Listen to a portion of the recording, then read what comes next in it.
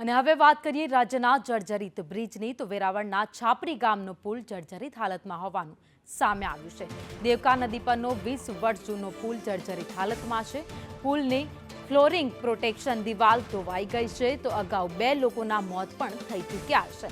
છેલ્લા 3 વર્ષથી આ પુલ જોખમી હાલતમાં છે, તેમ છતાં પણ કોઈ ધ્યાન આપવામાં નથી આવતું। પુલની નીચેની દિવાલ 3 વર્ષ પહેલા ધોવાઈ ગઈ છે।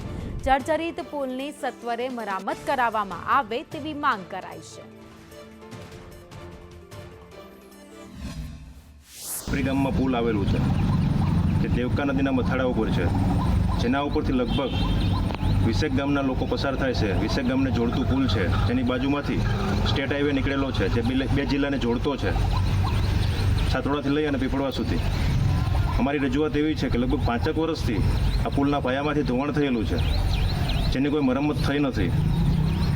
ખૂબ જ ગંભીર સમસ્યા છે કે તંત્રને જાણ કરવામાં આવે છે કે આનો તાત્કાલિક ધોરણે નિકાલ લઈ આવે અને આ જ્યારે પુલ બન્યું છે ત્યારથી અત્યાર સુધીમાં પુલની બંને સાઈડ કોઈ સિમેન્ટ રોડ બન્યો નથી, ગ્રીલિંગ થયું નથી।